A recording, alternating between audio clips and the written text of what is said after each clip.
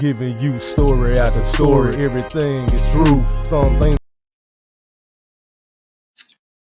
Yes, sir. Yes, sir. Back once again. Tales from the Sipp, episode 9. And this one right here, I use the title, The Hot 357. This the time where I bought a pistol from a dude, and it almost got me a charge of accessory to Red Rum. Now, yes, sir. This was crazy right here, man. But that's the kind of things happen when you ain't doing what you're supposed to do in life. Yes, sir. Let's go all the way back and let me tell you how it happened. So, at the time, I was selling that white. I was moving that hard, you know what I'm saying? Yes, yeah, that's what I was doing. And at the time, so and I was, you know what I'm saying, I was moving it pretty tough, man, you know what I'm saying? And the thing was, I didn't mess with everybody, but it was specific people that I messed with, excuse me, specific people that I messed with, and you know how sometimes, you know what I'm saying, you hustling, and then this person might know somebody that knows somebody that knows somebody. And then they bring that person to you, spend the money. And then, you know what I'm saying, you don't know that person. That person can be you know what I'm saying, FBI agent. They can be a snitch. They can, potentially be somebody that's trying to get you. You know what I'm saying? But at the time I was doing this person I was messing with, I ain't gonna say no name. I'm gonna put it this way. He was just somebody I was fooling. I ain't gonna say no name. So this is how it happened. I was sitting at the crib. I didn't work at the time. All I did was hustle. All I did was hustling. Yeah. You know what I'm saying? Moving that hard. That's all I did. So, person that came up there all the time, spent money with me, he brought this new dude with him. This dude was a white dude, though. You know what I'm saying? I ain't never fooled too many white people. You know what I'm saying? It was a couple of my food with like this one lady. She used to mess with black dudes. I fooled with her. It wasn't too many people I messed with. They had to be black. You know what I'm saying? That was just me. But anyway, so dude brought dude up there, you know what I'm saying? And he was always 100 with me. So I said, all right, cool. At the time, I was living in a whole different county. You know what I'm saying? I moved around a lot, man. But that's not neither here or there. Anyway, back to the story. So he brought dude up there and he said, hey man, he wanna sell this pistol. And it was a real pretty 357 Magnum. Oh, I always loved those revolvers, man. I always loved them revolvers, man. I always been a revolver man. You know what I'm saying? Nobody else. You know what I'm saying? I had my semis and you know what I'm saying, all that. But I always love a revolver, man. You know what I'm saying? Old school, big, pretty, long thing. You know what I'm talking about? He brought the thing up there and he said, "Man, what you give me for it?" So I said, "Uh, oh, I give you, you know what I'm saying? I give you 2 dubs for that thing." For anybody that don't know, that never sold that 2 dub $40 worth of, you know, that substance. You know what I'm saying? Yes, I was a street pharmacist. So I gave him 2 dubs for it. I gave him $40 worth of that yay for that pretty, beautiful 357 revolver. So he took that, he got that, and him and the other dude, I guess they left. They smoked that up, did what they had to do. But here's the problem with it. The next day, guess what happened? Oh, here is the deputy uh back in the day. Anybody that lived in that area, they know who I'm talking about. His name was Abernathy. He showed up at my spot. Him and Lord Jones. Anybody from that area, they knew who Lord Jones was. He was the sheriff of that area while he was alive. But anyway, they showed up at my crib. You know what I'm saying? I'm like, "What's going on, man?" I'm like, "Dang, somebody must snitched on me." But somebody snitched on me, but it wasn't for that yay. What it was, the dude that sold me the pistol told him that pretty 357. He told him, "Hey, I sold that to him." So let's get into it. Now, they came, the dude, Abernathy, the deputy, he say, "Hey man, old boy told me he sold you that pistol for $40 worth of, you know, of that substance."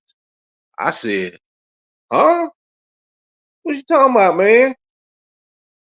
See, what happened was I bought it, but I let my cousin keep it. You know, I had plenty of, you know what them things are. I actually, to be honest, I used to sell them. I used to get them hot things like that, and I used to sell them to people. I had so many at one time, it was ridiculous. I would have plugged on them. If you wanted to get them things right there, I would have plugged on it. Real talk, yes sir. But that was a long time ago, and you can't get me now, boy, because that was over 20 years ago. But anyway, so now I said, man. So he said, like I say, he said that the dude told him I bought the thing from, I bought the thing from him. I gave him $40 worth of that yay for it. I said, "No, man, I gave him $40. I ain't, I ain't give him that knowing I was lying. I did do it, but I wasn't finna tell them that. I wasn't gonna tell them that's what I actually did. I'm gonna tell on myself for it. Wouldn't that be crazy? But anyway, he said, look, I don't care nothing about that. I need that thing right now because it's a murder weapon. I went, what? Yeah, it's a murder weapon. And you are an accessory to a homicide. I said, wait a second, man. Hold on. What you talking about? He said, yeah. So this what you need to do. Get me that, get me that gun, and then we're gonna let you go. We already know he the one did it. He sold it to you, blah, blah, blah. We don't care nothing about that. We just want, you know what I'm saying, that's evidence. I said, oh, okay. Just hold up just a minute. Hold up. Wait a minute. Something ain't right. I said, yeah, I'm going to get there right now. So they took me down to the jailhouse. But before they took me, I called my brother, said, hey, man, tell him to bring that thing down here, man. They got me for accessory to a murder charge. Bring that pistol down here, Simpson County. Yeah, yeah, that's what happened. So he said, all right, bet. But the charge actually was in another county, you know, but those people, those who came, they the ones that came and got, you know what I'm saying? Cause that's why I was living there. But anyway, so they came and got me. So after that, about 45 minutes later, my brother, my cousin brought that thing down there, and then the female I was with at the time, she brought it down to the jail. So they let me go. You know what I'm saying? They let me go to the crib. Everything great. I end up having to go back to court for it, but they didn't charge me for, you know, they didn't charge me for having that, you know what I'm saying, that stolen gun. It really wasn't stolen. It was just the fact that old boy used it in, you know, a red rum case. You know what I'm saying? So let me tell you what really happened. The reason why they wanted that gun. This is what actually happened. The dude was a, you know, we know he was on them drugs. You know what I'm saying? He was on that yay. So him and the other dude were actually, you know, two weirdos and was messing around with each other. You know what I'm saying? They was on the sweet side. But hey, it had nothing to do with me. I'm gonna make my money. If you wanna buy it, I'm gonna sell it to you. I don't care what your gender is. But anyway, so these two weirdos, what the dude ended up doing, man, this dude got the fiending, man, got tweaking, fiending and stuff. He actually granddaddy for some money. And granddaddy didn't have no more money to give him. So he say, no, I need some money. Blah, blah, blah, blah, blah. Get the fiending. Do you know what the man actually did? He actually knocked off his own granddaddy. This what he did. It was brought out in the court. You know what I'm saying? The court records, and he told on himself. He gave the testimony of everything that happened. So this is what happened, and then you know, everything was true. What you know what he said. He couldn't get no money from his granddaddy, so this what he did. He stabbed his granddaddy first. He wasn't dead. Stabbed him in the neck. Still wasn't dead. So he took the knife and started digging in his granddaddy's eyes, man. Man, this dude was just like some, it was like some horror films type of stuff, man. His granddaddy still wasn't dead. So then he took that 357 and he shot his granddad in the head, killed him. Right after he killed him, he came up there, him and his weirdo friend, those two weirdos, and sold the thing to me for 2 pieces of yay. In case you don't know what yay is, that is, um, I'm gonna just say it was 2 pieces of hard. You figure it out. You don't know, you don't need to know. Crack. Okay. So he sold it to me. When I'm looking at that dude, it didn't look like he did nothing. I didn't see no blood on him. I ain't on it nothing. I don't. It didn't look like he did nothing. It just looked like he looked like a regular person. That show you how evil he was. That was a wicked individual. Killed his own granddaddy just to buy some crack, cause he ain't had no money. Shh. Took a knife, stabbed him in the neck, stuck the same knife. He still wasn't dead. So he stuck it in his eyes, dug his eyes out. He still was alive. So he shot him in the head.